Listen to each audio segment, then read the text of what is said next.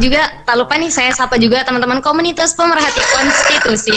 Diem dulu. Komunitas pemerhati konstitusi yang udah hadir sore hari ini, meskipun sekarang weekend ya, harusnya jalan sama Ayang, tapi sudah memberikan waktunya nih untuk komunitas pemerhati konstitusi mengikuti diskusi kita pada sore hari ini.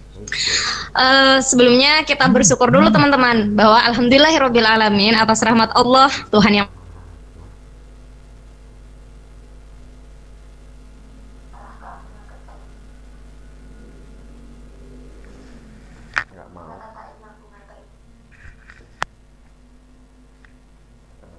berbudaya politik dalam demokrasi di Indonesia. Nah, teman-teman, di sini saya tidak sendiri sebagai moderator karena nggak mungkin ya saya yang ceramah nanti gitu. Nah, di sini kita hadirkan dua pemantik kita. Yang pertama ada Mas Padri Irwandi SH. Kebetulan kayaknya baru sudah kemarin nih. Nantinya Mas Padri ini akan membawakan materi tentang populisme politik identitas dalam perpolitikan yang ada di Indonesia. Selanjutnya akan dilanjutkan oleh pemantik yang kedua. Di sini ada Mas Prusut Papandrio SH. Mohon maaf jika salah baca. Beliau akan melanjutkan dengan materi dinamika dan anomali demokrasi di Indonesia. Seperti itu. Jadi sebelumnya saya kenalkan dulu bahwa politik identitas ini, saya di sini mengutip sedikit pendapat para ahli ya. Di sini ada Agnes Heller yang mendefinisikan bahwa politik identitas ini adalah sebagai gerakan politik yang fokus perhatiannya adalah perbedaan sebagai suatu kategori politik yang utama. Kemudian ada juga menurut Kemala Candakirana dalam artikelnya Gars dan Masalah Kesukuan, dia ini menyebutkan bahwa politik identitas biasanya digunakan oleh para pemimpin sebagai retorika politik dengan sebutan kami bagi orang asli yang menghendaki kekuasaan dan mereka bagi orang mendatang yang harus melepaskan kekuasaan. Nah, sebenarnya ini menarik ya diskusi kita karena kita kan komunitas pemerhati konstitusi gitu ya. Sebenarnya kalau saya lihat-lihat beberapa artikel, sepertinya politik identitas ini lebih masuk pada ilmu politik ya, jurusan ilmu politik seperti itu. Jadi singkatnya ya teman-teman, politik identitas ini sekedar untuk dijadikan alat manipulasi, alat untuk melanggengkan politik guna mempengaruhi kepentingan ekonomi dan juga politiknya. Nah, seperti yang kita tahu, apalagi kita ini adalah negara Bhinneka Tunggal Ika ya. Kenapa kita bisa punya sebutan Bhinneka Tunggal Ika? Karena kita terdiri dari banyak ras, suku, agama, intinya multikultural ya. Mungkin di forum ini pun ada yang sukunya beda-beda, ada yang Jawa, ada yang Bugis, ada yang Melayu dan lain sebagainya. Nah, jadi hal-hal seperti itu biasanya ketika apalagi nanti akan ada pesta politik ya. Pesta politik sih, pesta demokrasi gitu ya. Bakal ada pesta demokrasi ini 2024. Sangat perlu nih kita akan mengkaji politik identitas ini. Nah, oke teman-teman, kayaknya udah cukup nih perkenalan dari saya. Soalnya udah ketemu tiap hari ya, pastinya bosan. Biarkan pemateri kita aja nih yang akan menyampaikan. Nah, silahkan Mas Padri Irwandi SH yang akan menyampaikan populisme politik identitas dalam perpolitikan Indonesia. Sebelumnya saya kenalkan dulu, Mas Padri ini angkatan 10 ya Mas ya, KPK angkatan 10. Dan untuk sebenarnya harusnya saya baca CV sih, tapi karena tidak dikirimkan CV nih oleh panitia, jadi nggak apa-apa. Mas Padri bisa nih kenalan sendiri. Silahkan Mas. Ya, assalamualaikum warahmatullahi wabarakatuh. Waalaikumsalam warahmatullahi wabarakatuh. Terima kasih kepada moderator yang sudah memberikan saya kesempatan untuk diskusi hangat pada minggu yang berbahagia ini. Yang saya hormati pimpinan komunitas pemerhati konstitusi dan para pengurus serta alumni yang sempat hadir pada sore yang berbahagia ini. Ini Mas Prusut sudah hadir ya? Belum? Belum ya? Kayaknya belum deh Mas. Ya, tunggu aja Mas Prusut. Mungkin ada kendala jaringan ya. Jadi sebelum kita mulai diskusi, judulnya itu adalah populisme politik identitas dalam perpolitikan di Indonesia. Jadi kalau dalam dunia perdebatan ya yang kawan-kawan sering lakukan di KPK, itu kan kita pasti mulai dari definisi terlebih dahulu. Halo Mas Prusut. saya izin mulai terlebih dahulu ya Mas Proses ya. Ya, harusnya Mas Proses terlebih dahulu kan. Saya lanjutkan. Dalam perdebatan itu kan biasanya dalam lomba kan, dimulai terlebih dahulu dari definisi. Karena kita nanti akan melimitasi nih, di mana arah diskusi kita nanti. Karena politik identitas ini sangat luas sekali maknanya. Terus populisme dan perpolitikan Indonesia. Nah, jadi kita interaktif aja ya, dua arah ya. Karena di sini kan saya bukan narasumber, saya juga harus belajar dari kawan-kawan yang punya banyak bacaan dan diskusi yang lebih masif daripada saya.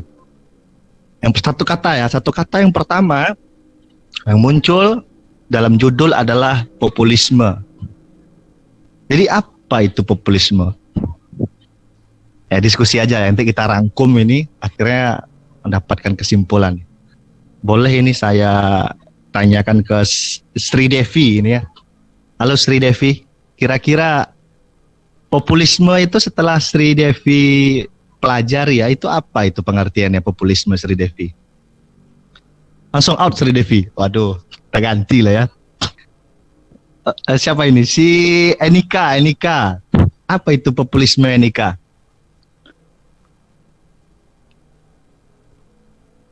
Wah, jaringan juga ini ya. Ini hadir semua ini. Iya Kak. Aman ya? Oh ya, populisme itu apa itu Enika? Sebelum kita mulai diskusi. Kalau kita lihat arti populisme ya Kak, kalau ini populis itu rakyat gitu ya. Kalau bisa kita artikan populisme itu sebagai sebuah tindakan politik yang mengarah kepada kepentingan rakyat atau kepentingan rakyat, jadi dia bisa dianggap berlawanan dengan kepentingan politik gitu kalau dari asal katanya populis. Mungkin udah lah. Jangan ketawa ya Kak. Nggak ada yang salah. Itu kan salah satu pengertian populisme yang Enika baca dari referensi lain mungkin. Atau kita dengar dulu ya pendapat dari yang membuat judul ini, ada Dimas ini. Ini Dimas, arti populisme itu apa Dimas? Apa arti populisme? Kalau saya sendiri melihat populisme ini dalam makna atau metode pendekatan politik ini, saya mengartikan sebagai populis itu sebagai yang tadi telah disampaikan Enika, ini rakyat atau masyarakat itu sendiri. Tapi kalau dipandang dari segi politik, mungkin lebih kepada cara-cara atau metode yang bertujuan untuk menarik atau menggait dukungan dari masyarakat itu. Harusnya sekarang itu ya tentunya. Itu Mas. Oke, berarti ada dua pendapat ya yang kira-kiranya beririsan sama. Satu pendapat Enika yang mana tadi soal masyarakat gitu, metode politik yang berkaitan sama masyarakat. Ditambah lagi Dimas yang mengatakan ini adalah metode perpolitikan yang menggunakan basis masyarakat. Itu populisme. Terus apa nih pendapat? Ya pendapat berharga sekali. Ya itu kan pendapat yang beririsan tadi ya sama Dimas ya. Kalau kayak gitu, antonim populisme apa? Antonim populisme. Faras Almira, apa antonim populisme? Kan judulnya kan populisme politik identitas ya. Ini tadi pengertian populisme tadi oleh Nika dan Dimas, mereka mengatakan bahwa adalah metode politik gitu ya, yang berkaitan tentang masyarakat. Jadi antonim atau lawan kata populisme ini apa? Oh lagi di kafe ya, langsung mati kameranya ya. Irgi. Ya, ini hidup selalu ini. Irgi, antonim populisme apa Irgi? Kalau di KBBI sih setahu saya nggak ada ya, tapi bisa disimpulkan kalau populisme itu kan lebih ke paham kerakyatan ya, berarti lawannya ya lebih ke paham yang elitis gitu. Ya, akhirnya kita mendapatkan satu pengertian utuh di sini ya. Populisme adalah paham yang berkaitan dengan masyarakat. Tapi ini kan pengertian yang cukup luas. Maka untuk mengetahui di mana limitasi pengertian populisme ini, kita melihat lawan katanya. Yang menurut Irgi lawan katanya adalah elitis gitu. Berarti kalau elitis hanya segelintir orang atau beberapa orang, maka populisme ini bisa kita anggap sebagai paham yang menjunjung tinggi kalangan yang banyak atau mayoritas, atau bisa kita bilang kalau dalam bahasa politiknya itu kalangan masyarakat bawah, kalangan masyarakat miskin gitu kan. Karena elitis dia cenderung sedikit jumlahnya dan memiliki kekuasaan atau kewenangan. Maka orang selalu membenturkan populisme dengan elitisme nanti. Nah, di sini dia ada kaitannya politik identitas itu. Apakah nanti politik identitas itu populis dia atau elitis? Nah, di sini juga kita dapat membedakan apakah setiap politik identitas itu buruk atau baik. Ah, itu dia ya. Satu pengertian sudah dapat ya, populis. Pengertian kedua, apa itu politik identitas? Karena kalau mendengar pengertian dari saudara apa tadi moderator kan, sepertinya menjurus kepada sara gitu ya, suku, ras, agama dan segala macam. Apakah pengertian politik identitas sesempit itu, atau ada penjabaran yang lebih luas tentang politik identitas? Coba kita dengarkan pendapat dari teman kita, mungkin si Putri. Gimana Putri? Politik identitas menurut Putri ini gimana? Apa definisinya Putri? Putri? Ya, jaringannya agak rusak ini ya. Coba kita cari dulu. Zakia.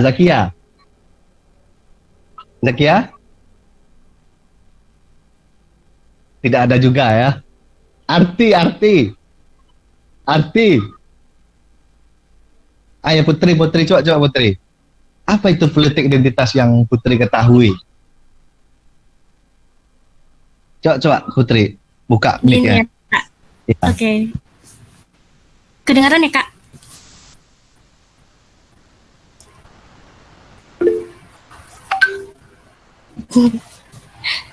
Sependek pengetahuanku, politik identitas itu alat politik suatu kelompok tertentu gitu, Kak.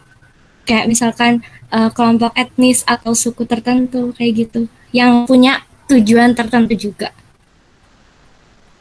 Baik, kalau gitu definisinya, kira-kira misal mau mengajukan diri menjadi presiden mungkin atau wakil presiden, tapi menjual nama kakek atau nama ayah mungkin, yang menjadi seorang pahlawan atau seorang yang disegani masyarakat, itu termasuk politik identitas apa tidak itu? Soalnya nggak ada suku di bawah, ya, ada agama, termasuk. Termasuk berarti ya. Berarti gimana itu pengertian politik identitas yang lebih lebih pas gitu kalau kita pegang secara bersama. Coba dulu yang lain dulu ya. Si Amiruddin.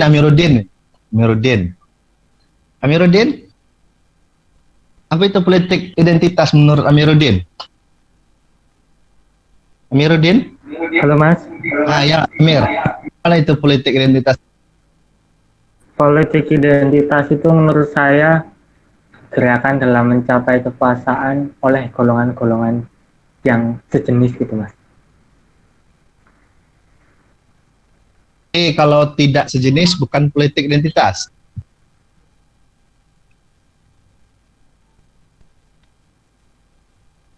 Halo, Mirudin? Ya, putus ya. Kalau Irgi ini sepertinya Irgi ini sangat menyimak sekali ya. Coba saya tanya kedua kalinya ke Irgi ini. Apa itu politik identitas Irgi?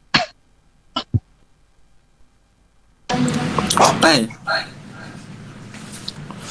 Kalau menurut saya politik identitas itu lebih ke arah perpolitikan yang menggunakan identitas seseorang, baik itu berupa agama, terus kayak misal tadi keturunan gitu, kakeknya proklamator atau mungkin anaknya proklamator gitu. Intinya kampanye-kampanye politik yang menggunakan identitas sebagai bahannya gitu, menurut saya.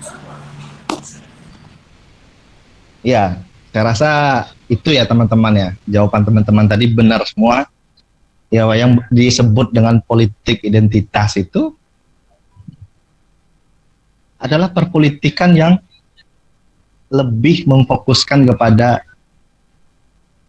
identitas atau jati diri yang ada pada diri seseorang atau lembaga. Bisa sara, suku, agama, ras, dan antar golongan. Bisa identitas itu berupa pemikiran, dan bisa identitas itu berupa yang ada pada diri seseorang, keturunan,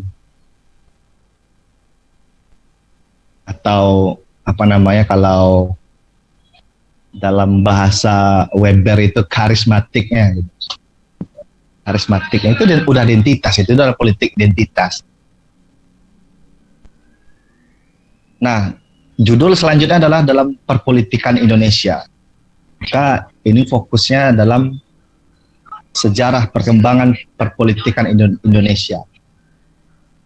Apakah perpolitikan Indonesia itu memunculkan politik identitas pada saat hari ini saja?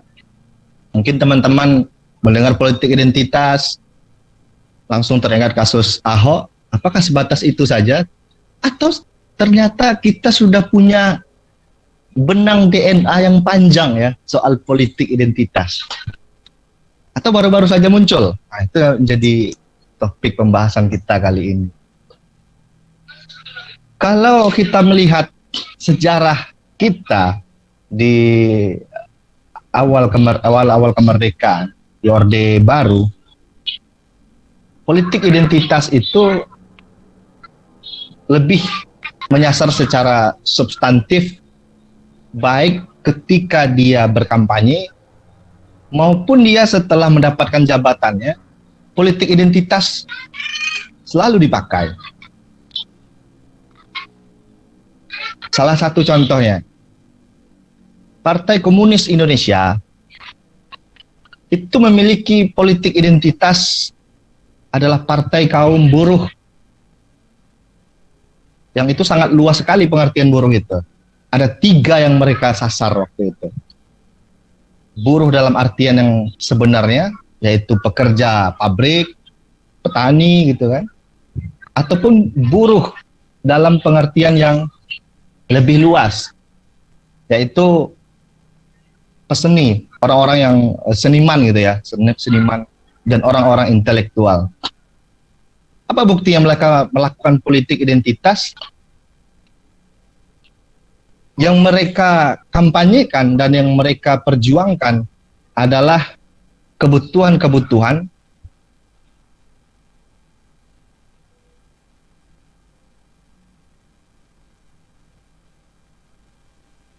dari, mungkin teman-teman tidak sadar mungkin ya, bahwa di UIN itu ada salah satu anggota Partai Komunis Indonesia yang berdiri gagah di depan UIN. Dan pada saat itu dia mengkampanyekan politik identitas buruh hingga di parlemen. Tidak ada yang sadar ya, di depan UIN dia. Dia dari Partai Komunis Indonesia, walaupun dia bukan tergabung sebagai anggota partai, tapi dia dicalonkan untuk menuju parlemen. Ada yang sadar mungkin? Dimas, kira-kira tahu tidak itu? Siapa Belum. orangnya? Mungkin belum ya? masuk. Padahal setiap hari teman-teman lihat itu. Di depan UIN itu ada seseorang yang dijadikan museum dan nama jalan, yaitu Avandi. Avandi itu AKFC. Ya Avandi itu adalah salah satu bagian dari Partai Komunis Indonesia. Dia mengkampanyekan politik identitas kaum buruh dan seniman pada saat itu. Bukan hanya untuk mendapatkan jabatannya, tetapi dia di parlemen juga menjunjung politik identitas itu. Itu mungkin sejarah DNA kita ya, bahwa politik identitas itu dari dulu sudah kita dapatkan. Nah, pada saat itu apakah populis atau elitis? Nah, ini jadi perdebatan buat kita ya. Soal definisi-definisi tadi. Ada elitis, ada populis. Nah, kalau kita melihat dahulu yang diperjuangkan adalah hak-hak masyarakat yang menjadi basis massa ya dalam partai politik tersebut. Kita mungkin tidak sadar bahwa THR, tunjangan hari raya yang hari ini kita rasakan, itu adalah buah manis dari politik identitas Partai Komunis Indonesia yang menjunjung hak-hak buruh sampai ke parlemen. Hingga kita rasakan sekarang bahwa setiap buruh diwajibkan mendapatkan THR di hari raya. Itu buah dari politik identitas. Dan itu populis. Demi kepentingan rakyat-rakyat kecil. Nah, itu salah satu sejarah saja ya, walaupun banyak partai-partai lain yang menggunakan politik identitas dan mementingkan masyarakat luas. Seperti Masyumi ya, dengan Islam, PNI dengan nasionalisnya, dan partai-partai lainnya.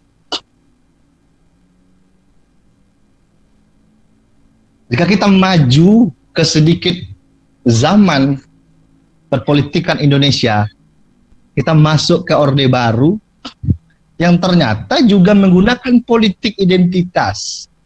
Tapi apakah populis dan elitis? Ini akan kita bahas. Ketika di Orde Baru, saya baca beberapa referensi juga ya. Mungkin nanti kalau teman-teman ada perbedaan cara pandang mungkin bisa diskusi nanti. Ternyata ada suatu identitas yang dikucilkan dan menjadi dasar untuk bertindak dalam penyelenggaraan negara.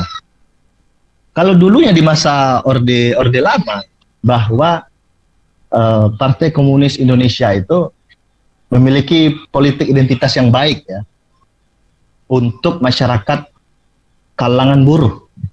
Tetapi di masa Orde Baru ternyata perpindahan politik identitas Partai Komunis Indonesia itu berubah menjadi partai yang anti Tuhan.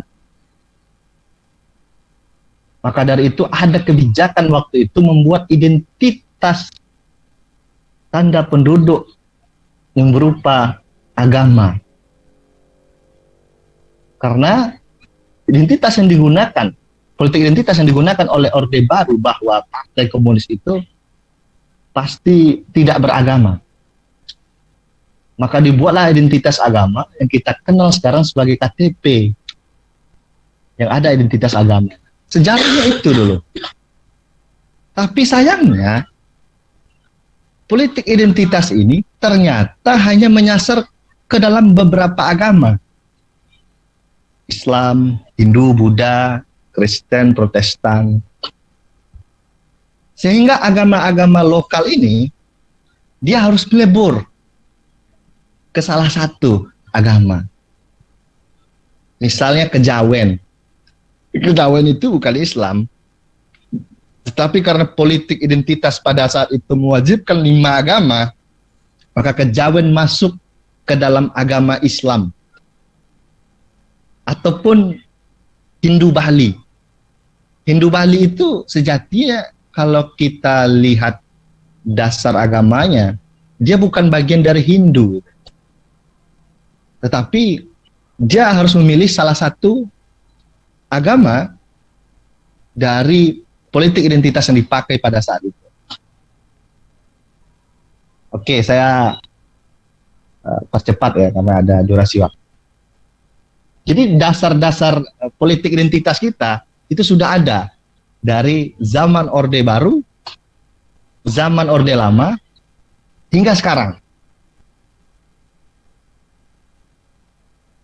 Nah, kita pasti bisa menilai ya bahwa di Orde Lama bagaimana politik identitasnya, apakah populis atau elitis. Di Orde Baru apakah populis elitis. Nah, itu kita diskusikan nanti ya, tapi teman-teman sekiranya dari penjelasan saya bisa menyimpulkan masing-masing. Nah sekarang, politik identitas itu sepertinya dikerucutkan kepada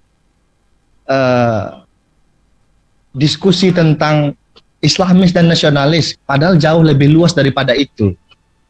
Kasus Ahok ini kan akhirnya membuat orang-orang membenci politik identitas itu. Bahwa terlalu idealis atau terlalu memiliki identitas Islam atau nasionalis itu buruk. Padahal dari sejarah kita, ternyata banyak hak-hak yang kita perjuangkan itu dari politik identitas ternyata kawan-kawan. Jadi perbedaannya mungkin apakah itu populis atau elitis.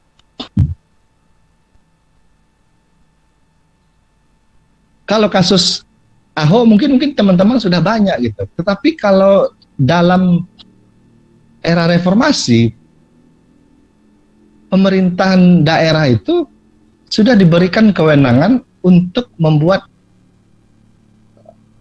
perda-perda yang mengatur daerahnya masing-masing. Di situ banyak sekali politik identitas yang bisa populis dan bisa elitis.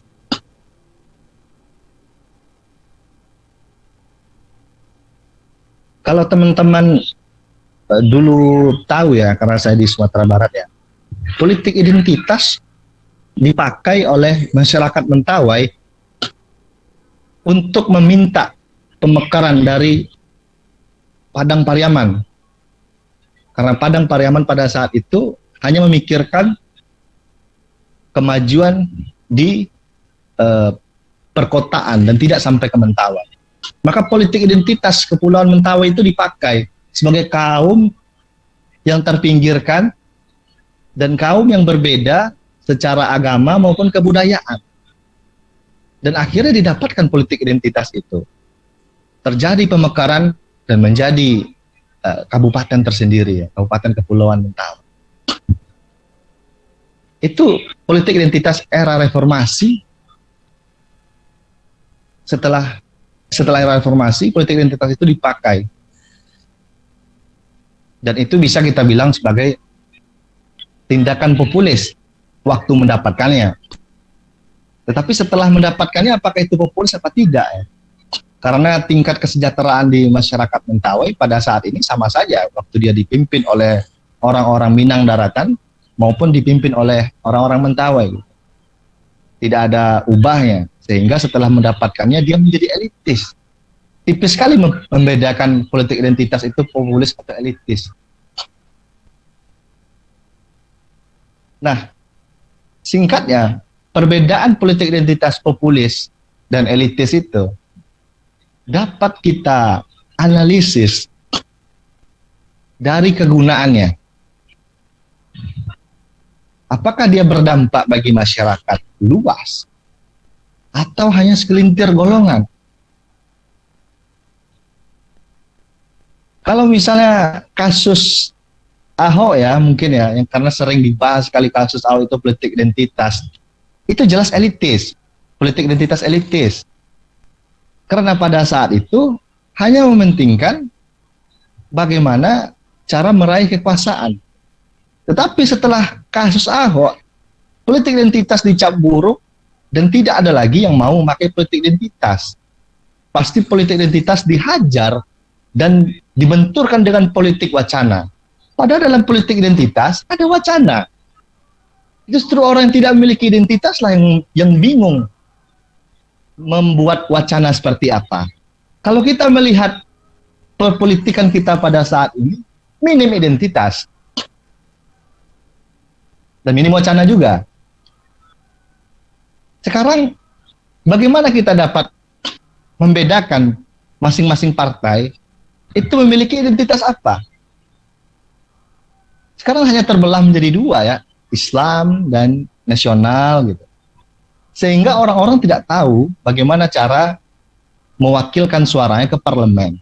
Dia harus memilih partai apa. Kalau dulu jelas, misalnya kalau kita adalah kaum-kaum buruh yang misalnya bekerja di pabrik sebagai seorang seniman atau sebagai seorang intelektual, jelas kita akan memilih Partai Komunis Indonesia karena dia sangat konsen saat kampanye maupun saat di parlemen membuat kebijakan yang pro terhadap identitas yang diusungnya. Begitupun Masyumi waktu itu. Sangat konsen dan sangat fokus untuk membuat legislasi yang sesuai dengan basis masanya.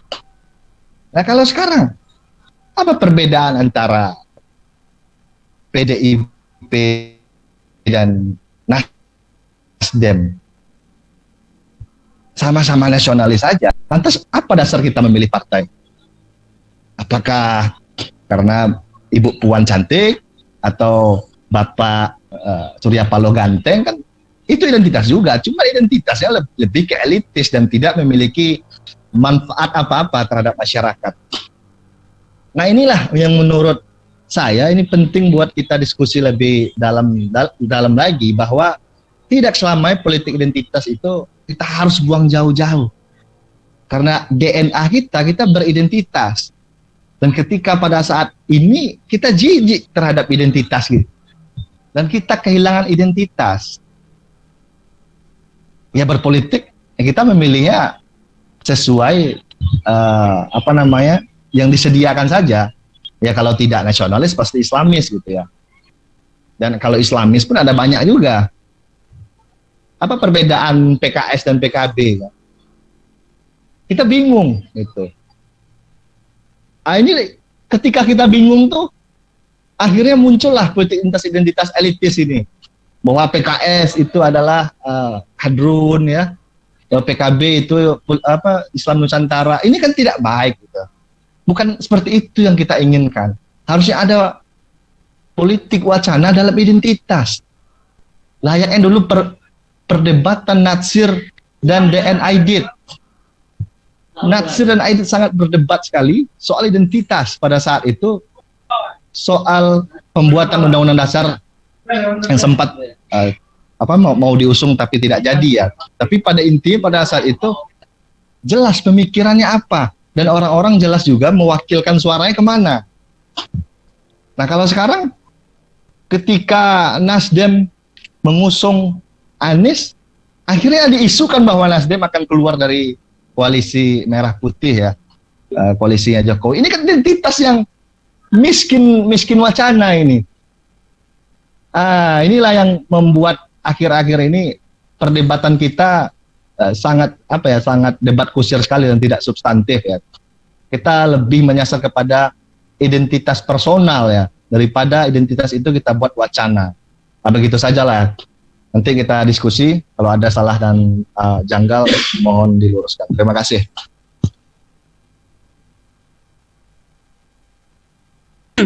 Baik, terima kasih banyak Mas Fadri. Aduh saya tercengang nih. Jadi teman-teman bisa disimpulkan ya tadi bahwa ternyata politik identitas itu tidak selamanya buruk ya. Tergantung bagaimana politik identitasnya, dan kebetulan politik identitas yang ada sekarang nih memang lagi nggak berwacana juga, nggak ada tujuannya juga gitu ya. Dan selanjutnya teman-teman komunitas pemerhati konstitusi, di sini ada Mas Prusut Papandrio SH. Halo Mas Prusut. Halo Viva. Iya, maaf ya Mas, baru disapa soalnya tadi Mas Fadri lagi isi materi. Iya. Jadi teman-teman, karena tadi kita udah bahas nih populisme politik identitas dalam perpolitikan di Indonesia. Tadi Mas Fadri udah menyampaikan bagaimana politik di tengah masyarakat yang ada sekarang, terus bagaimana hal-hal yang seharusnya lebih kita substansikan dalam diskusi ini. Nah, Mas Prusut ini akan memantik kita untuk membahas terkait dinamika dan anomali demokrasi yang ada di Indonesia saat ini. Mungkin yang dulu-dulu juga ya Mas ya. Seperti itu. Silahkan Mas Prusut. Oh ya teman-teman, Mas Prusut ini apa ya, kakak komunitas pemerhati konstitusi kita dari angkatan 9. Jadi di atasnya Mas Padri 1 tahun. Silahkan Mas Prusut. Ya, terima kasih Khofifah atas waktunya.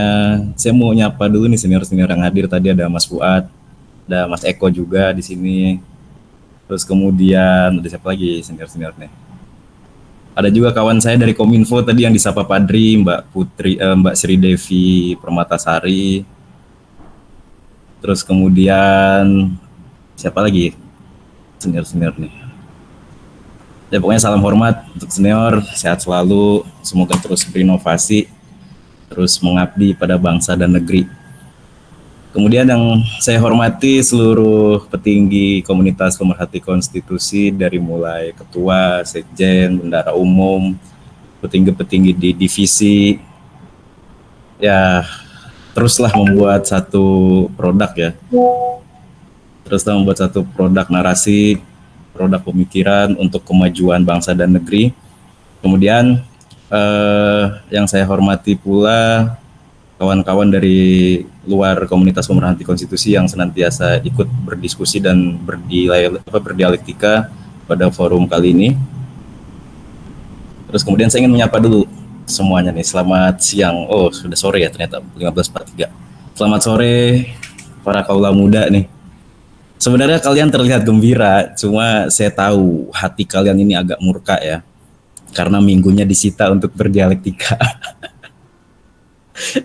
Ya enggak?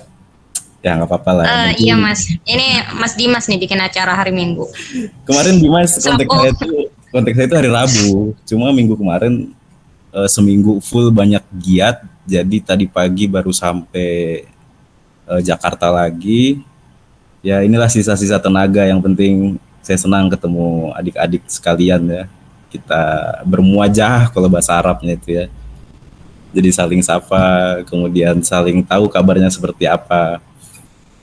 Jadi kawan-kawan, seluruh anggota komunitas pemerhati konstitusi, sebelum saya masuk ke materi, perkenalkan, saya Prusut Papandrio, alumni KPK, angkatan berapa tadi saya juga lupa. Angkatan 8 ya saya? 9. Oh 9, sorry. 8 itu Mas Fikri ya, Mas Fikri, Mas Novan. Ya saya angkatan 9, Padri angkatan 10. Semoga kita bisa saling kenal, bisa saling menyapa. Kalau ketemu di jalan jangan sungkan-sungkan untuk menyapa. Kayak Ayas kemarin ya, ketemu di jalan, pura-pura lupa, saya liatin. Oh ternyata bener Ayas gitu ya. Jadi semuanya kalau ketemu nanti dimanapun sapa aja gitu, karena dari hal-hal yang ya sapa menyapa itu barangkali keesokan harinya kita bisa membuat satu circle profesional seperti itu kan. Kemudian saat ini saya tugas di Jakarta, nggak lagi di Jogja, ya hitung-hitung mengabdi untuk negara. Kemudian aktivitasnya ya aktivitas pada umumnya manusia lah ya, berpikir, kemudian bernafas, makan hanya untuk sekedar membangkitkan energi dalam tubuh, ya seperti itu. Mungkin perkenalannya itu aja ya, kita langsung masuk materi. Sebenarnya materi ini teoritis banget ya, cuma kita bedah sedikit demi sedikit sama teman anggota KPK. Mudah-mudahan apa yang saya sampaikan mampu menstimulus pikiran-pikiran Adinda sehingga mampu memproduksi satu wacana maupun satu gagasan seperti itu. Kemarin saya diberikan tema oleh tim, yaitu dinamika dan anomali demokrasi di Indonesia. Jadi kalau kita dengar kata dinamika, sebenarnya kata dinamika ini diambil dari kata bagian dari ilmu fisika ya kalau nggak salah. Meskipun saya IPS, tapi coba saya searching, oh ternyata benar, dinamika ini adalah a part of physics science gitu. Jadi berhubungan dengan benda yang bergerak dan juga tenaga yang menggerakkan. Ada dua kalau kita breakdown tadi yang saya katakan, benda yang bergerak dan juga tenaga yang menggerakkan. Nah kalau kita kontekstualisasikan, benda yang bergerak ini adalah sama dengan objek. Objeknya apa? Kalau kita kontekstualisasikan adalah objeknya demokrasi. Kemudian tenaga yang menggerakkan apa? Jadi demokrasi ini mampu berdinamika karena ada tenaga dan ada power yang menggerakkan. 3 diantaranya adalah sosial, ekonomi, dan politik. Nah, kemudian bagaimana hal itu bisa menggerakkan demokrasi gitu? Mari kita sejenak untuk merefleksikan bagaimana kondisi demokrasi yang telah lahir dan juga telah digunakan oleh Indonesia sendiri. Yang pertama dari demokrasi liberal dan parlementer di zaman Soekarno ketika ia naik menjadi seorang presiden, di mana terjadinya proses peralihan kekuasaan BMN apa namanya itu kalau bahasa Belandanya Bemtenstaat Belanda ke tangan Republik, justru ternyata mengubah segalanya gitu. Tidak ada perubahan yang berarti sebenarnya. Jadi perubahan terjadi hanya ada pada tataran estetis simbolik ketimbang dalam tataran etis substantif. Jadi di awal masyarakat berharap nih adanya egalitarian dalam budaya demokratik kita, namun semua itu sirna karena jatuh dalam pilihan demokrasi liberal dan parlementer gitu. Lantas mengapa? Jadi pada saat itu kebijakan ekonomi yang diambil adalah kebijakan ekonomi yang menciptakan kelas menengah pribumi. Yang diharapkan kelas menengah pribumi itu mampu membuat kokoh, kemudian mampu untuk menopang tegaknya civil society. Nah, sayangnya aktor yang digadang-gadang tadi untuk menopang demokrasi ini tidak ditemukan. Jadi pembangunan yang dicanangkan oleh Presiden Soekarno untuk mengubah perekonomian kolonial ke arah perekonomian yang bercorak sosialis itu 0% gagal. Nah, kemudian tidak ada dukungan politik secara masif dan juga mapan, itu pun menjadi salah satu faktor pada saat itu, yang mana artinya gagal gitu loh demokrasi pada saat itu. Nah, kemudian ternyata kegagalan praktek tersebut diklaim itu sebagai kegagalan penerapan demokrasi ala barat yang bertentangan dengan jati diri bangsa. Ya, padahal kalau misalnya ditelusuri itu lebih dalam kegagalan yang disebabkan oleh rapuhnya bangunan sistem politik yang berpijak pada ideologi kultural, kemudian keroposnya ekonomi saat itu. Nah, kemudian dari sana Soekarno beralih ke demokrasi terpimpin, masih dalam era Soekarno. Nah, demokrasi terpimpin ini seolah menjadi ciri khas demokrasi di Indonesia gitu. Namun apa yang diucapkan dengan apa yang diterapkan berbeda 180 derajat.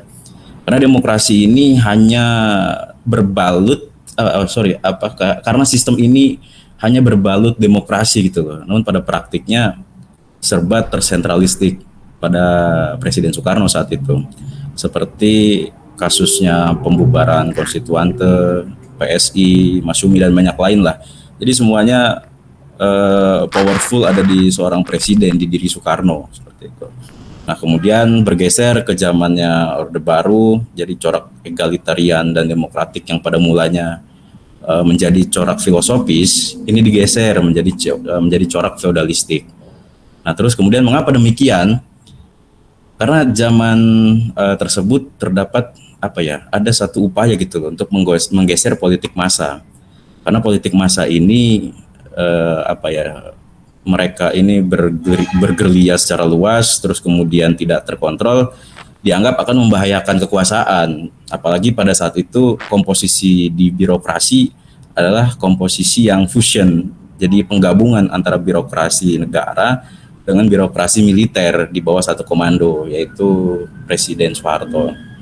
Nah, kemudian memang terlihat secara institusi kelembagaan itu ada, seperti MPR, DPR, kemudian ada juga partai politik di masa itu, organisasi masyarakat. Namun mereka semua terbelenggu, semua terpasung karena powerful yang dimiliki oleh Soeharto. Akhirnya demokrasi semu itu runtuh pada tahun 98 di tanggal 21 Mei. Kemudian bergeser ke arah reformasi. Nah, kalau kita lihat di arah reformasi ini, sebenarnya ada harapan, ada secerca cahaya baru dalam tata kehidupan berbangsa dan bernegara yang lebih demokratis gitu. banyak parpol baru, kemudian kemerdekaan pendapat lebih terjamin, kebebasan berserikat, kemudian ada kebebasan pers juga. Nah, ini semua itu perlu dijaga gitu loh, agar cahaya baru ini tidak padam. Nah, namun sayangnya sinyal-sinyal kepadamannya ini sudah mulai muncul nih, embrionya sudah mulai muncul, sudah bisa dirasakan, tapi belum bisa disaksikan dengan mata telanjang secara objektif gitu. Kemudian apalagi dengan merebaknya media sosial sebagai sumber informasi dan juga alat interaksi. Nah, kalau kita sandingkan demokrasi akhir-akhir ini, saya mengutip sedikit banyaknya tulisan dari Prof. Iswandi.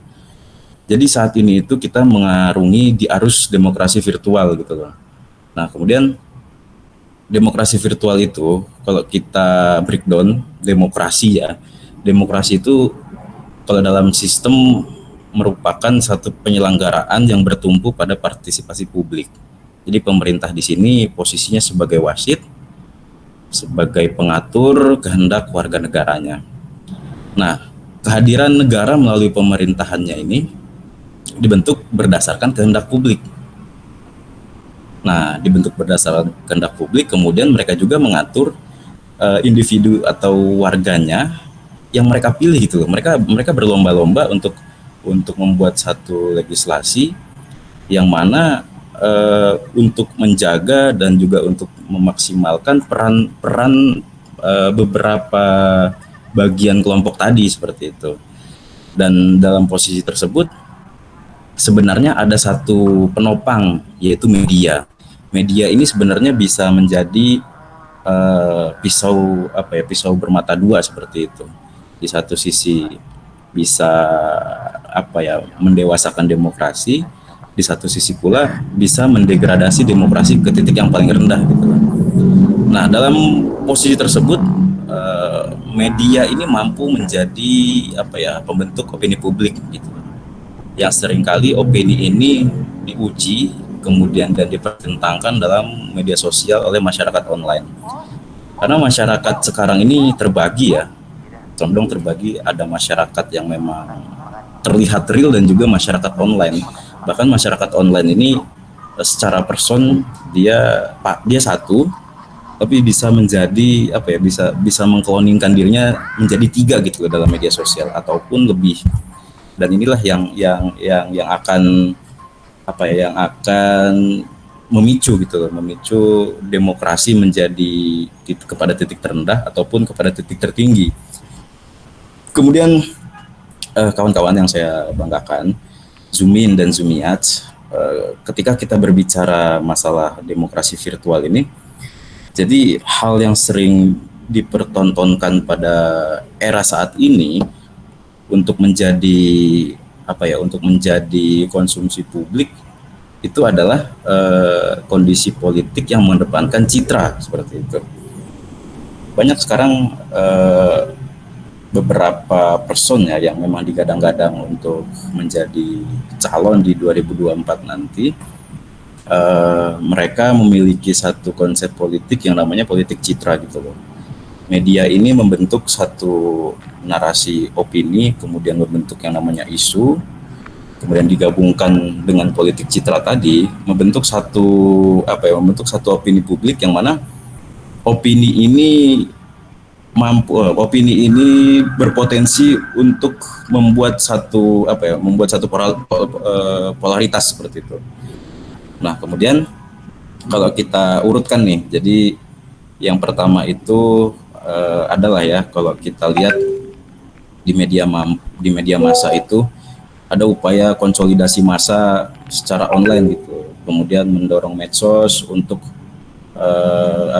untuk memberikan satu hashtag itu digunakan untuk suatu kekuatan perubahan gitu. Contohnya kayak bubarkan FPI, save KPK, terus kemudian tolak ini, tolak itu. Ini berbentuk hashtag, namun mampu mengkonsolidasikan masyarakat ini di media massa yang nantinya akan membentuk satu polaritas netizen seperti itu.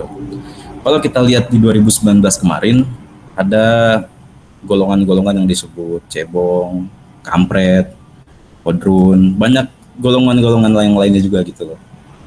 Nah, kelompok-kelompok ini sebenarnya akan terus aktif gitu loh, memproduksi opini, wacana informasi, kemudian isu, rumor melalui media sosial yang pada akhirnya timbullah menjadi opini opini gerak. Opini gerak ini terrealisasi menjadi sebuah aksi gitu.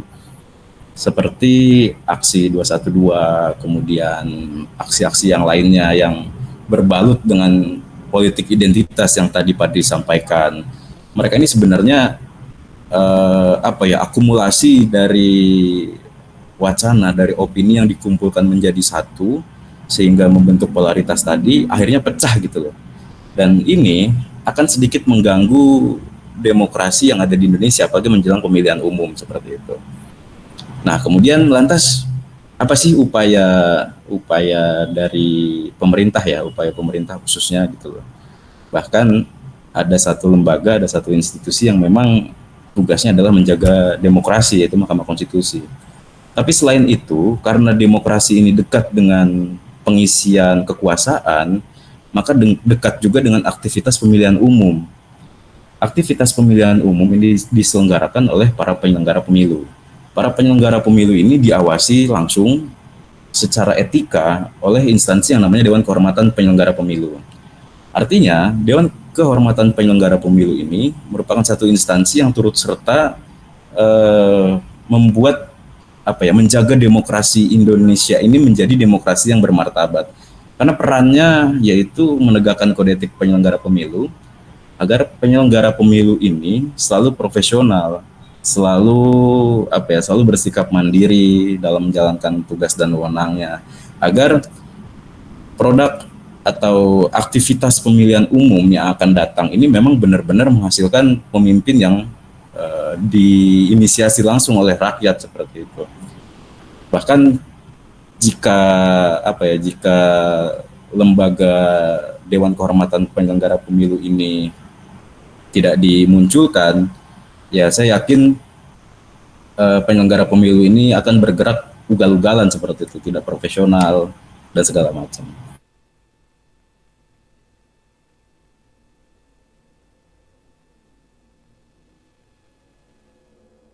Nah, mungkin potret pada saat ini bagaimana aktivitas dan juga kalau kita telusuri secara historis memiliki anomali atau memiliki paradoks lah, yang dari satu tesis kemudian menimbulkan antitesis,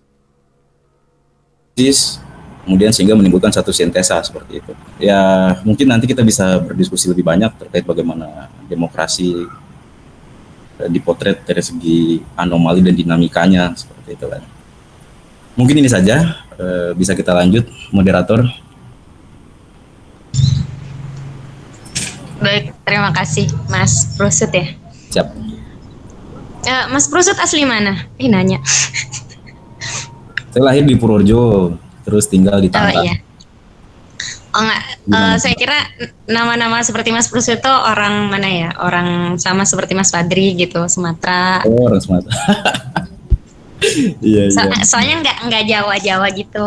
Kalau kayak Dimas gitu. Kan cocoknya Mas, kalau Mas Dimas gitu, jadi kayak kejawen gitu. Oh, ini udah mengarah ke identitas, Dri. Identitas ya. Tapi kalau di Dukcapil itu, kamu cari nama saya itu cuma satu, nggak ada lagi. Masya Allah. Limited edition ya Mas ya? Iya, jadi Papandrio ini bakal digadang-gadang menjadi satu dinasti nanti di ke depan ya. Jadi kalau nanti 10-15 tahun yang akan datang melihat Papandrio yang ugal-ugalan di pemerintahan, ya itulah keturunan saya. Siap, ditunggu Mas. Kayaknya saya udah tua sih waktu itu Mas. 40-an lah ya.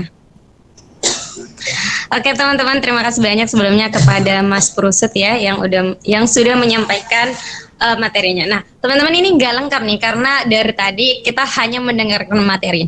Gimana kalau kita buka sesi tanya jawab? Sebelumnya mohon maaf saya tidak buka sesi tanya jawab seperti teman-teman nanya terus dijawab oleh pemateri. Akan tetapi mungkin ada yang nggak setuju nih. Teman-teman boleh nggak setuju dengan beberapa pendapat dari pemateri karena itu tidak lepas juga dari pandangan-pandangan setiap orang kan.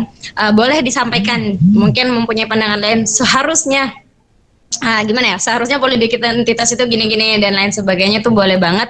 Atau mungkin ingin memperjelas atau menanyakan terkait politik identitas lain yang ternyata belum disinggung gitu oleh para pemantik kita, silahkan. Atau kalau enggak saya tunjuk ya, karena tadi udah ada yang nge-mention nih grup, kok ini kayak kuliah ya, sehingga akan saya kabulkan nih cita-cita kalian menyatakan bahwa kok kayak kuliah, akan semakin saya kabulkan nih.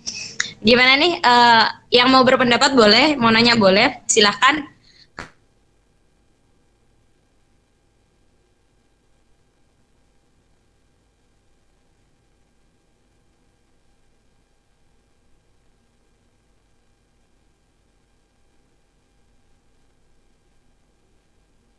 Adinda Muhammad Ihzal, Rohmatin Dwi Arti.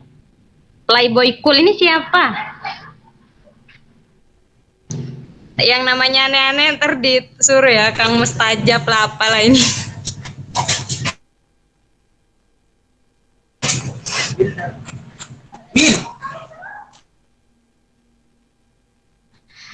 Jadi gimana teman-teman? Enggak, ini enggak ada yang mau Anggi tanya. tuh mau nanya tuh, Viva. Yang mana Mas? Anggi tuh. Oh Anggi, silahkan, mungkin ini Mbak Anggi ya, Mbak Anggi mau tanya atau bagaimana? Tidak boleh mengghosting kita ya, sudah ditunjuk terus hilang, itu nggak enak banget, sakit.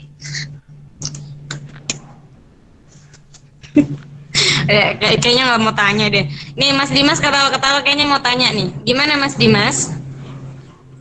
Biasanya kan suka nggak setuju nih Dimas nih. Oke, karena ini sambil nunggu teman-teman yang lainnya. Jadi terima kasih moderator dan terima kasih pemantik yang telah menjelaskan, mulai dari Mas Patri, Mas Prosut. Aku cukup tertarik sih sama yang tadi dibahas terkait dengan politik identitas, meskipun nanti politik identitas nanti surutnya atau kelanjutnya adalah nanti pasti berkaitan erat sama demokrasi. Tadi Mas Patri udah menjelaskan terkait dengan politik identitas tuh maksudnya apa, korelasinya dengan kaitan suara masyarakat dan populisme dan yang lain tuh udah dijelaskan. Tapi aku mungkin cukup kurang ini ya Mas ya, tadi agak mungkin Mas Patri kelewatan terhadap sebenarnya kalau politik identitas itu apakah hanya terhadap etnis, suku, terus agama dan lain. Kan sekarang tuh kalau membahas etnis, suku, agama tuh udah kayak menjadi rahasia umum gitu loh Mas. Kayak kalau sekarang itu kayak udah ada, misal ya ini nggak akan direkam ya, jadi kayak mungkin ya Anies Baswedan yang sekarang udah mulai menggunakan bahasa Jawa sebagai ciri untuk menggaitkan suara, Ganjar yang sekarang udah menggunakan nama-nama kayak Tugiman, terus mulai ke politik-politik identitas lainnya. Ini kan udah menjadi rahasia umum. Terus yang agak cukup saya tertarik di sini kayak politik identitas gender Mas. Ini kan kalau kita membahas gender ini sebenarnya bahasan yang paling melekat pada diri kita yang udah kayak nggak bisa dipisahkan. Kalau mungkin agama kita bisa murtad atau apa, tapi kalau gender ini udah kayak melekat. Nah kalau membahas gender Mas, ini kan kadang gender itu justru dapat mempengaruhi, kayak sekarang tuh di Indonesia baru ada satu presiden wanita. Ini mungkin kalau di Naruto itu ada Tsunade, kalau di Indonesia itu ada Megawati. Nah kebetulan ini kan sekarang tuh akhir-akhir ini bahkan muncul pergolakan terkait dengan kekhususan atau penambahan kuota khusus wanita di tingkat parlemen, dan pemberian kayak sekarang udah mulai di DPR dan parlemen tuh mulai digerakkan lah wanita itu, seakan-akan kayak harus dilibatkan semuanya dalam kontekstualisasi pemerintah yang sekarang mau ditambahi batas ambangnya wanita itu di DPR harus berapa persen dan lain-lain. Ini gimana ya Mas? Maksudnya kalau membahas tentang politik identitas gender ini, apakah kemudian ke depan akan menjadi pembahasan yang menarik gitu ke depannya? Aku mau nanya itu sih. Selain itu, aku juga mau nanya Mas terkait dengan politik identitas. Tadi Mas Patri menyampaikan bahwa politik identitas ini bukan merupakan suatu yang saklek salah gitu. Nggak tiba-tiba dia salah itu. dia itu bisa benar. Apakah dengan benarnya itu seseorang yang bisa dikatakan membawa politik identitas itu benar? Apakah dia harus konsisten gitu Mas? Dari awal dia membawakan politik identitas ras, agama, suku dan lain-lain sampai akhir pun dia harus seperti itu. Atau seperti apa Mas? Pembenaran terhadap politik identitas yang tadi Mas Fadri maksudkan. Mungkin itu Mas. Udah pertanyaan. Sebagai Oke, terima kasih banyak Mas Dimas, Jawa sekali ya. Gitu ya, sebenarnya saya ini tahu Mas agak nggak ini deh sama pertanyaan yang pertama nih sebagai moderator nih agak gatel gitu ya. Tapi nggak apa-apa, silakan pemantik dijawab. Tapi sebelumnya saya pengen ngomong dikit nih terkait pertanyaan Mas Dimas yang pertama. Sebenarnya kalau kita bahas itu ya Mas, itu nggak terlalu ya itu masuk politik, tapi dia juga masuk ke dalam konsep yang sedang kita ancang-ancangkan juga, yaitu gender equality, yang mana seharusnya kita sebenarnya sudah setara sebenarnya, akan tetapi yang menjadi belenggu itu adalah apa ya, pemikiran yang sudah dari kecil kita wariskan gitu pada anak-anak kita, sehingga untuk terjun ke publik pun ada berapa sih perempuan yang mau terjun ke publik. Kemarin tuh kalau nggak salah ini di Bawaslu ya, itu kan ada ya mas-mas alumni atau pemateri, ini ada apa ya, yang rekrutmen untuk pengawas pemilu di bagian kabupaten sama kecamatan itu ternyata masa sekitar 30% aja nggak keisi, itu sampai mereka open rekrutmen lagi, diperpanjang aja tuh terus sampai mengisi kuota 30% itu. Jadi bisa kita simpulkan di situ, apalagi di daerah Jawa Timur ya, karena kemarin saya survei di IKPM itu ternyata daerah-daerah seperti Blitar, seperti Banyuwangi, Bangkalan itu tidak terpenuhi 30% itu. Ini kemana perempuan kita ini, kemana? Itu yang menjadi pertanyaan, kemana? Itu yang harusnya mungkin kita inkan juga, karena berapa banyak sih perempuan yang mau tampil di depan publik seperti itu. Karena kita mewariskan suatu budaya yang menurut saya itu tidak relevan lah ya. Perempuan harus gini, saya kurang setuju juga. Silakan pemateri, ini jadi kesetaraan gender bahasnya. Bisa kita bahas dari segi konstitusinya. Mungkin bisa dijawab sama Mas Prusut ya. Terus pertanyaan yang kedua juga bisa diperjelas sama Mas Fadri terkait apa ya, pembenaran terhadap politik identitas itu sendiri. Silakan Mas Prusut. Iya, tadi kan masalah politik identitas berbasis gender ya. Kayak misal ada klausul di Undang-Undang Pemilu itu bahwa keterlibatan perempuan minimal 30% gitu. Nah, coba kita lihat secara empiris kemarin bahwa ada beberapa berkasnya ditolak. Bukan ditolak, maksudnya dikembalikan itu karena belum memenuhi kuota keterwakilan perempuan 30%. Nah, sebenarnya pencantuman klausul perempuan, keterlibatan perempuan 30% ini ibarat pisau bermata dua gitu. Di satu sisi memuliakan atau mengajak perempuan untuk terlibat langsung dalam dunia pemerintahan, di satu sisi mendegradasi keberadaan wanita tersebut.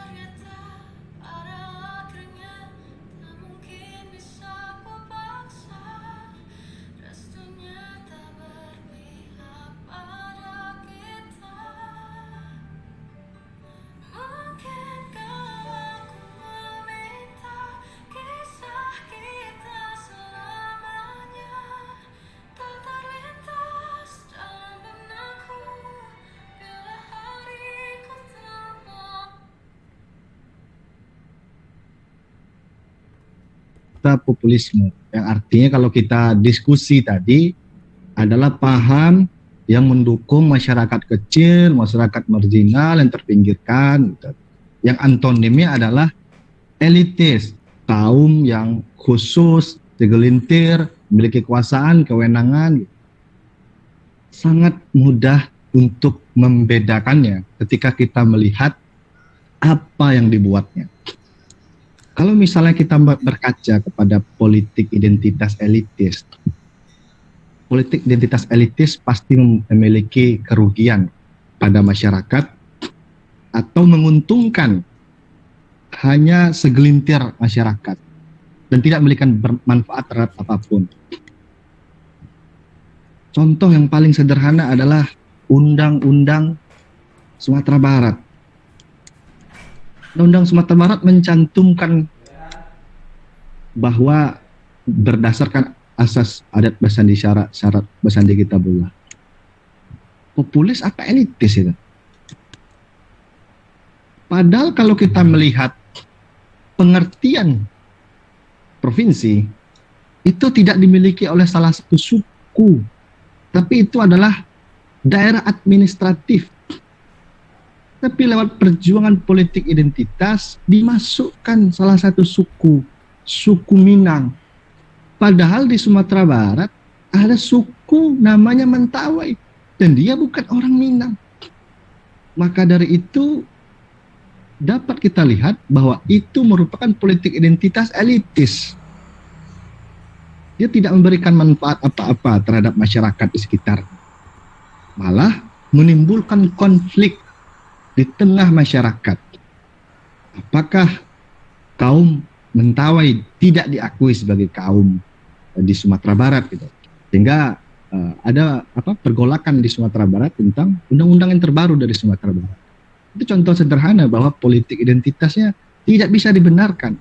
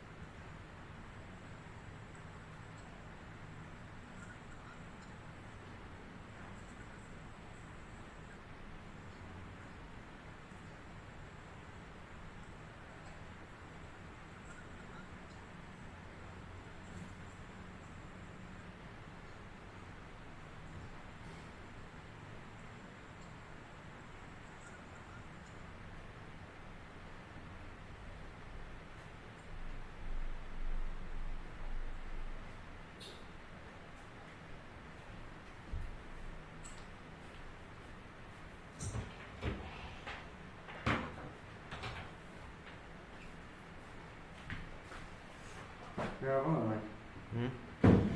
Ngerokok nggak? Buat apa? Kamu punya nggak? Nggak punya lah. Udah sama aku? Buat apa? Ayo minta toh. Di rumah ya nggak usah toh. Tahu tempatnya toh. Ayo nggak apa-apa kok. Nggak apa-apa, nggak apa-apa.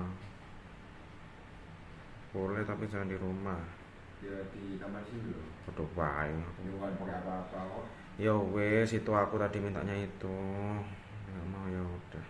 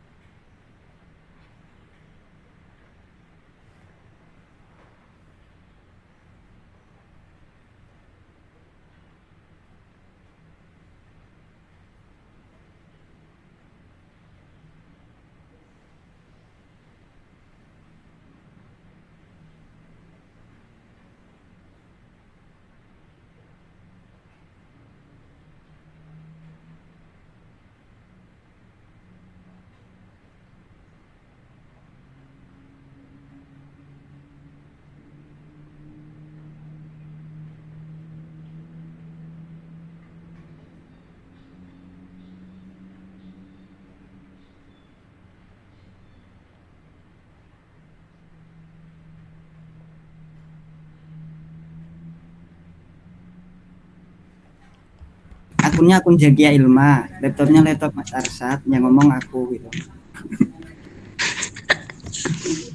Silakan Mas Irgi. Gimana Mas Irgi? Ya, sebelumnya saya ucapkan terima kasih kepada dua pemantik kita, Mas Padri dan Mas Prusut gitu.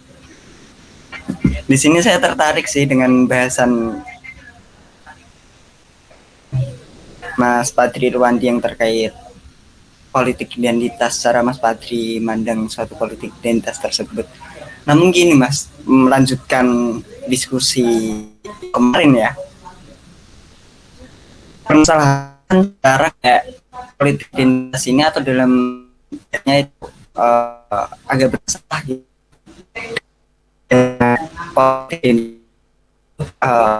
Ya saya batal lamaan ya, di partai itu juga akan kembali tercipta gitulah, dan itu pun gimana ya, menurut saya ada, kalau dilihat dari sisi positifnya gitu, kita sebagai rakyat ini jelas gitu ketika mau partai nuansanya biru, nuansanya kuning gitu kan. Jadi dasar kita memilih itu jelas. Kalau seperti yang dijelaskan Mas Padri tadi kan ya, di sekarang ini kan kayak semua partai itu kan jadi abu-abu kan, kayak apapun partainya ya asasnya nasionalis religius gitu kan. Nah tapi di satu sisi dalam sejarah kita gitu, ketika partai-partai ini terlalu ideologis, itu dalam sejarahnya banyak terjadi bentrok antara ideologi masing-masing partai, dan akhirnya juga menurut saya kalau sekarang tercipta kayak gitu lagi akan ada kemungkinan polarisasi lebih gede gitu. Misal ideologinya yang satu itu Islamis banget, yang satu nasionalis, terus yang satu lebih sosial. Lihat kondisi rakyat yang karena kemarin isu Ahok, Pilkada Jakarta yang libatin Ahok dan Anies saja itu polarisasinya udah cukup gede, ditambah pemilu 2019 gitu. Kalau lihat politik identitas ini apa ya, semakin menguat gitu, itu gimana tanggapan dari Mas Padri? Di sana nggak Mas? Terus yang kedua mungkin dari saya minta pendapat dari Mas Prusut gitu, terkait kalau dilihat dari segi kualitas demokrasinya ketika politik yang digunakan ini politik identitas, ya mungkin sebenarnya ya kita politik identitas sekarang tuh karena apa namanya ya, karena citranya itu emang seperti yang dijelasin Mas Padri tadi udah cukup buruk, karena tidak diberi cuma semacam menggunakan menggunakan politik identitas ini di awal-awal saja, itu ketika terpilih sudah nggak digunain lagi, dan kebijakannya juga nggak jelas yang merepresentasikan identitasnya atau enggak gitu kan. Nah itu dari kualitas demokrasinya gimana Mas itu kalau politik identitas ini digunain dalam kancah perpolitikan di negara demokrasi Indonesia ini? Ya mungkin itu sih, bisa ditangkap nggak?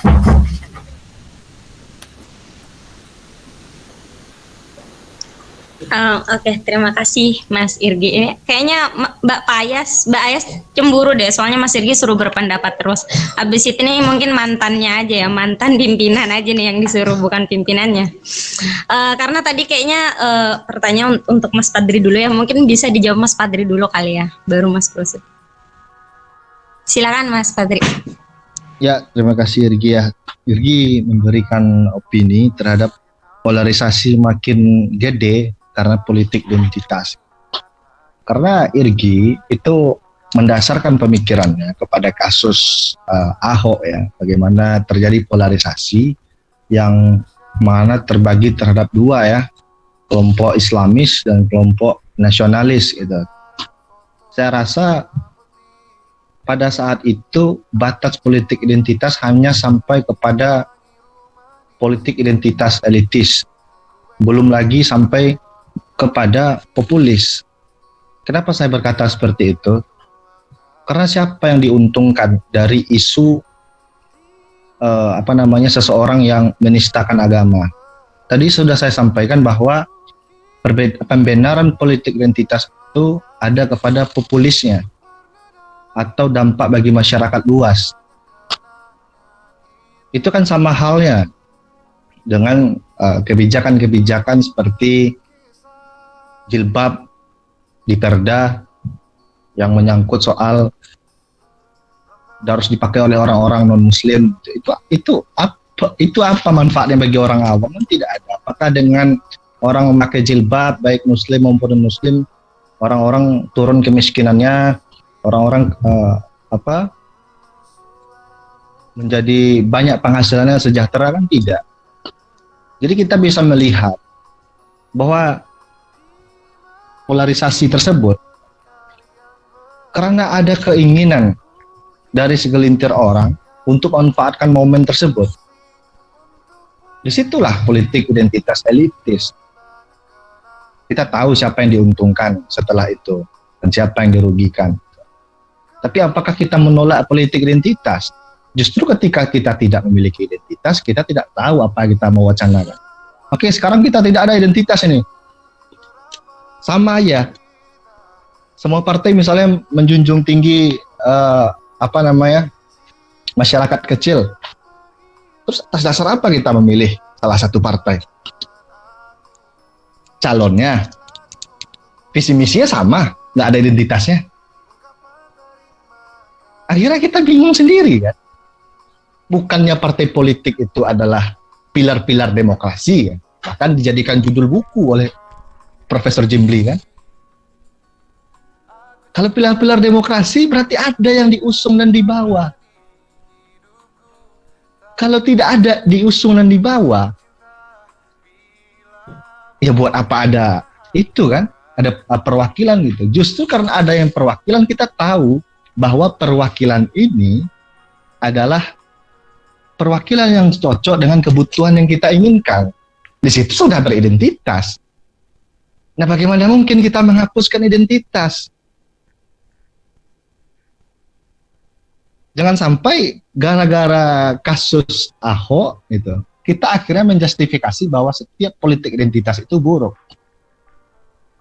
Padahal yang dilakukan pada kasus Ahok itu jelas bukan politik wacana. Apa wacana yang diberikan pada saat itu? Dengan pilih orang kafir. Kan tidak membangun itu. Apalagi kawan-kawan KPK seharusnya bisa menganalisis itu bahwa itu tidak substantif dan jelas dia tidak mewakili siapapun atas kepentingan orang banyak gitu. Dia hanya mewakilkan beberapa kepentingan untuk mendapatkan suatu jabatan atau keinginan sesuatu. Terasa itu ya. Jadi tidak ada polarisasi makin besar karena politik identitas, cuman kita harus melihat atau membedah ya. Apakah politik identitas tersebut hanya mementingkan elitis atau populis gitu. Kembali lagi seperti judulnya. Seperti itu. Irgi. Terima kasih. Terima kasih banyak Mas Padri. Saya jadi teringat kemarin saya sempat diskusi dengan teman-teman. Karena waktu itu saya baru pulang kampung. Sebenarnya bukan pulang kampung, tapi dulu saya pernah tugas ke satu daerah. Dan saat itu kita juga bahas pemilu nih. Ternyata rakyat-rakyat kecil seperti ya mungkin kalau mahasiswa ya, kalau diskusi saya dengan teman-teman pasti bahas Pak Ganjar nih dari partai ini atau Pak Anies dari partai ini. Kita sangat mementingkan identitas-identitas seperti itu. Akan tetapi ternyata rakyat-rakyat di luar sana kayak ya mereka tuh nggak peduli gitu, kayak ya udah Pak Ganjar baik, apalagi dengan identitas media sosialnya ya seperti yang disampaikan oleh Mas Prusut tadi gitu. Ya rakyat nggak peduli dia mau dari PDI lah atau dari PKB lah atau dari mana. Yang penting ya udah yang dilihat aja gitu. Beda dengan kita kalau kita kan pengennya tahu bahwa oh dia dari sini, track recordnya kayak gimana. Kalau ternyata rakyat di luar sana tuh nggak seperti kita gitu tuh loh. Ternyata tidak sesimpel yang kita pikirkan gitu. Kemudian saya juga mau nyampaikan juga ada suara pesawat nih dekat bandara soalnya. Nah, kalau tadi sama Mas Patri disebutkan ya bagaimana sih politik identitas itu. Nah, kalau menurut salah satu dosen di hukum tata negara ya, ada Pak Ahmad Yani, sangat senior ya, mungkin teman-teman tahu. Beliau bilang kalau sebenarnya masyarakat itu, rakyat itu tidak peduli kalian tuh mau pakai konsep demokrasi, otoriter, entah mau pakai sistem apa buat ke pemilu dan lain sebagainya. Yang penting itu masyarakat sejahtera aja. Ternyata sesimpel itu gitu. Tapi memang pada kenyataannya kan untuk mencapai itu kayak kita tuh butuh teori-teori gitu ya. Kayak tadi kalau kita milih partainya pakai apa kalau nggak ada identitasnya, seperti itu kan. Kalau di partai buruh kan dia menggusung-gusung buruh gitu ya, mungkin memberikan kesejahteraan gitu kepada buruh, kan itu diperlukan ya oleh mewakili masyarakat banyak gitu, elitis atau populis gitu ya, seperti itu. Silahkan mungkin Mas Prusut nih, karena tadi kayaknya Mas Wirgi juga butuh pendapat dari Mas Prusut. Oke, sedikit saya jabarkan bahwa ada tidak sih apa terkait pengaruh kualitas demokrasi ketika adanya politik identitas seperti itu. Lagi-lagi kalau kita cerna terkait dengan pemilihan umum, pemilihan itu kan suatu aktivitas legal lah untuk memberhentikan dan mengangkat seorang presiden dan juga beberapa jajarannya seperti itu. Nah, kemudian kalau dari aktivitas tersebut banyak hal-hal yang diselewengkan, tentunya orang yang terpilih menjadi sosok kepala negara dan juga ataupun presiden ini akan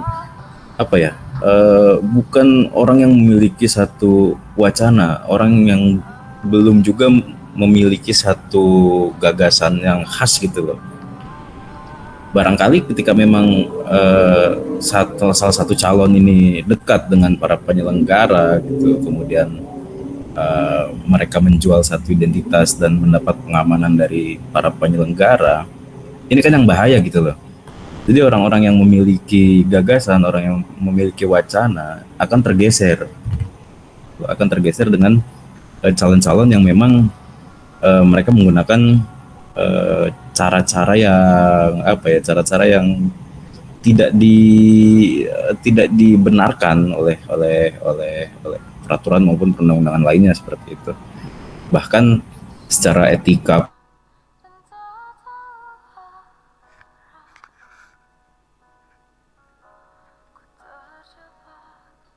pun aktivitas pemerintahannya yang mempengaruhi apa? Ya barangkali ketika memang cara yang ia tempuh itu melewati gelap, otomatis aktivitas pemerintahannya pun ke depan berpotensi akan melakukan aktivitas gelap juga gitu loh. Seperti halnya korupsi, kemudian penegakan hukum tebang pilih. Banyak yang artinya nanti akan menurunkan atau akan mendegradasi kualitas demokrasi itu sendiri gitu loh. Jadi afternya itu loh, pasca pemilihan ini yang kita sorot seperti itu. Jadi memang di satu sisi plus minus sih terkait dengan politik identitas. Jadi tidak cukup dengan identitasnya saja gitu loh, terkait dengan wacana, terkait dengan gagasan apa yang ia bawa, itu harus dikombinasikan seperti itu. Jadi sekarang ini kan banyak pejabat yang memang mengedepankan politik citra seperti itu. Politik citra ini dibangun berdasarkan empati yang ia bangun, didukung dengan data-data, akhirnya menciptakan atau membuat satu tadi yang namanya politik citra gitu. Dan ini sangat digemari saat ini seperti itu. Banyak pejabat-pejabat yang mereka akan berkontestasi melakukan hal seperti ini. Tapi lagi-lagi yang perlu kita sorot adalah aktivitas pemilu ini jika dilakukan dengan aktivitas yang banyak unsur negatifnya, maka akan berpengaruh terhadap kualitas demokrasi yang akan datang pada saat pemilihan itu selesai. Itu sih dari saya. Begitu, Iva. Oke, siap Mas. Oh ya, di sini ada Mas Eko ya. Tadi ada request ini teman-teman pengen dapatnya Mas Eko. Mas Eko, punten Mas Eko masih di Gmat belum?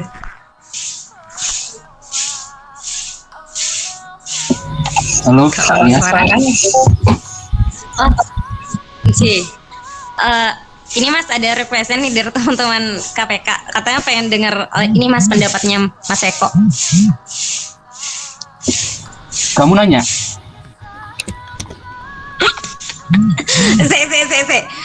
Astagfirullahaladzim. Mas, saya pernah ini loh, tadi saya habis lihat konten Mas. Terus katanya kalau ada orang bilang, kita tanya terus dia jawabnya kamu nanya gitu dengan logat kedilan-dilanan itu halal katanya diarak keliling kampung Mas. Astagfirullah. Iya, saya juga lihat konten itu tuh. Aduh.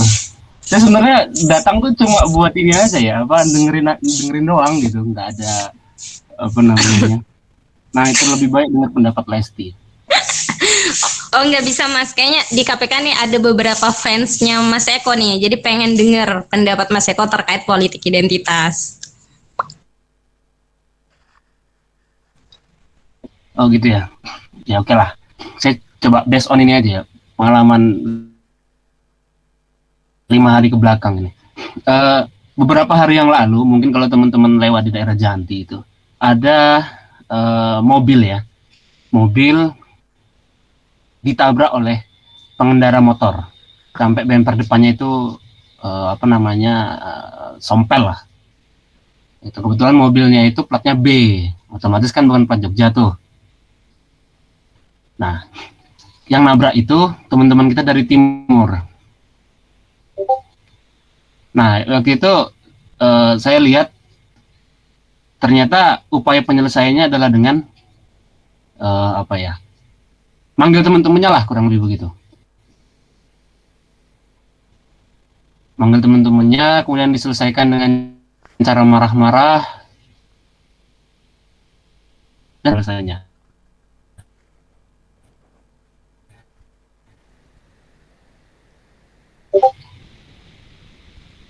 Nah, dari situ saya ngelihat ya, ada mencari pembenaran lah dalam tanda kutip, bukan mencari kebenaran loh ya, juga baru tadi malam nggak tahu tuh ngekosnya di mana, saya juga nggak ngurus. Lagian kalau saya tahu kosnya ngapain juga saya main ke sana kan. Kemudian yang kedua, baru tadi malam saya dikontak temen lama dari Jakarta. Dia bilang begini, bro, lagi sibuk gak? Enggak, kenapa? Ya saya spill aja ya usaha saya kan. Kalian lagi ada garapan nggak gitu? Ada tapi nggak banyak. Kenapa emang gitu? Ini bro, ada caleg. Dia mau nyalek DPR dan DPRD di daerah Jakarta lah gitu. Kan Jakarta ada banyak tuh tempatnya itu. Tapi nggak akan saya sebut lah, di daerah Jakarta gitu. Tolong bantuin ini dong, untuk meningkatkan engagement-nya dia gitu. Bahasanya begitu dia bilang. Untuk meningkatkan engagement-nya. Oke, mau ngapain? Gitu. Saya tanya, ada ini nggak, gambaran nggak dari dirimu gitu, atau dari bapaknya? Nggak ada, semuanya aku serahin ke dirimu lah gitu. Ada sesuatu yang mau digoreng nggak? Aku tanya gitu, saya tanya begitu sama dia. Oh ada bro, kalau bisa tekankan ya, 1, dia orang Jawa asli.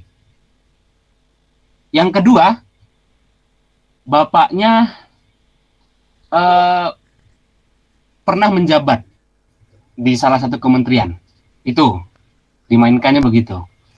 Kemudian dia punya yayasan yang membantu panti jompo sih kebetulan, di yayasan untuk panti jompo gitu.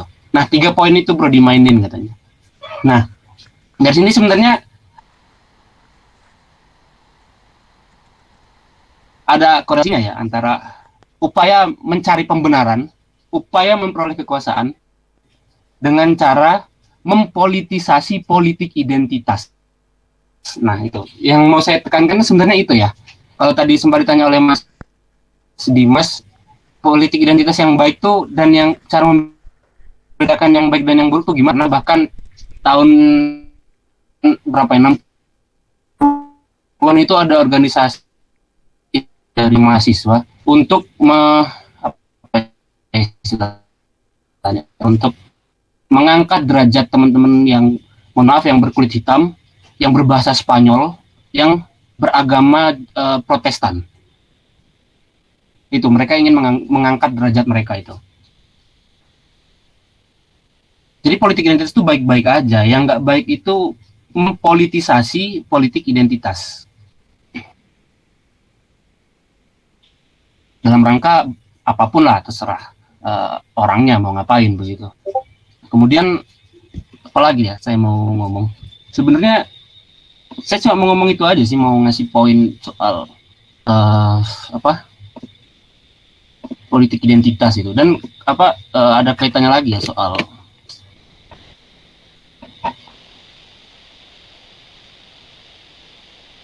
sejak demokrasi. Kan demokrasi itu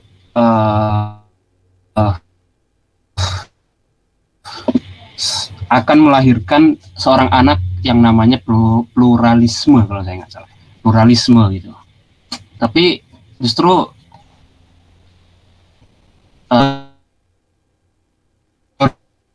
yang dasar itu politisasi politik identitas itu juga gitu.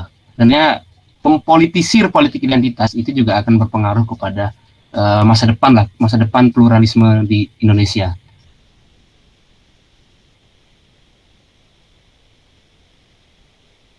Itu yang secara praktisnya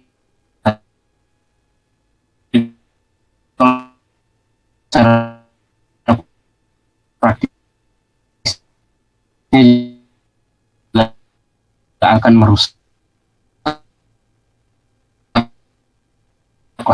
merusak pilar-pilar demokrasi lah kalau kata Mas Padri. Nah saya, halo.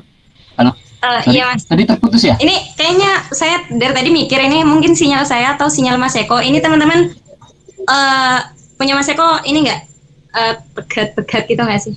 Mutus-mutus gitu. Patah-patah, Fa. Oh iya, pegat-pegat. Iya patah-patah maksudnya. Iya Mas Eko agak patah-patah. Udah pedot. Ah iya. Sekitar setelah pembahasan politik identitas tuh baik, yang nggak baik itu mempolitisasi politik identitas. Sampai mana tadi waktu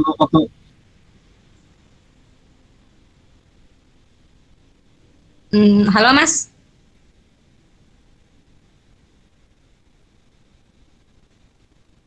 Oke guys, kayaknya iya Mas, sampai politik identitas itu politik identitas itu baik, yang nggak baik itu mempolitisasi politik identitas. Setelah itu agak ini Mas, setelah itu agak patah-patah. Ya, saya pikir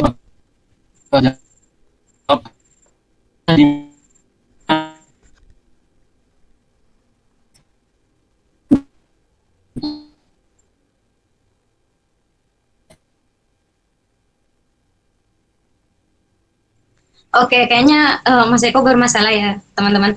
Tapi teman-teman udah dapat kan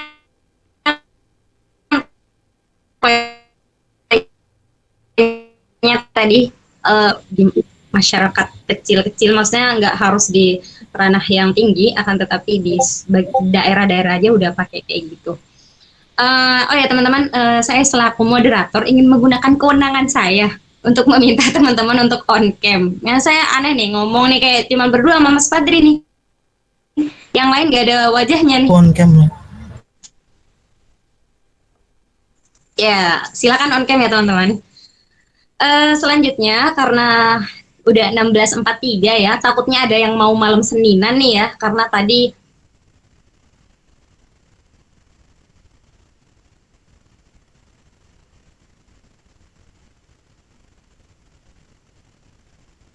dulu nih. Mungkin bisa dimulai dari Mas Prusut dulu nih. Mas Padri dulu itu, Mas Padri. Oh, Mas siap Padri ya? dulu. Gimana Mas Padri mau? Nggak, Mas Prusut aja.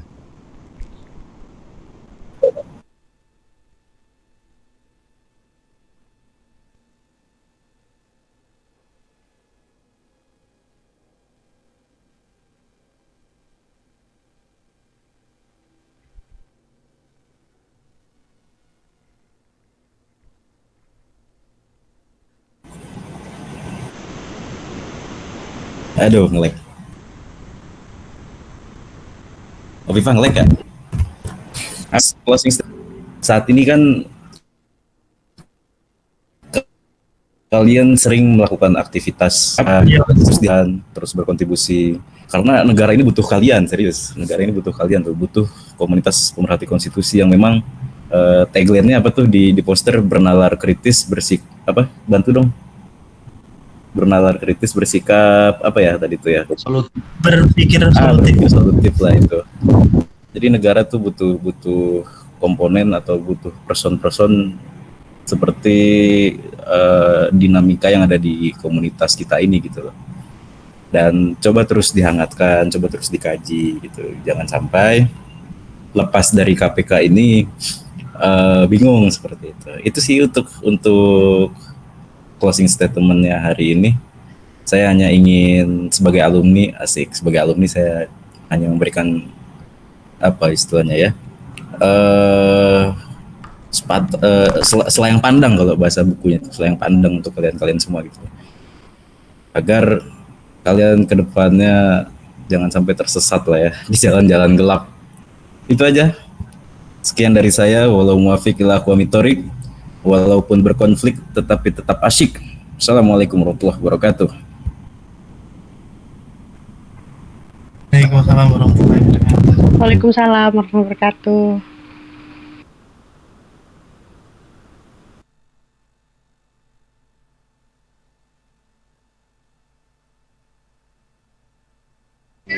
Belum on cam, belum on mic, Pak.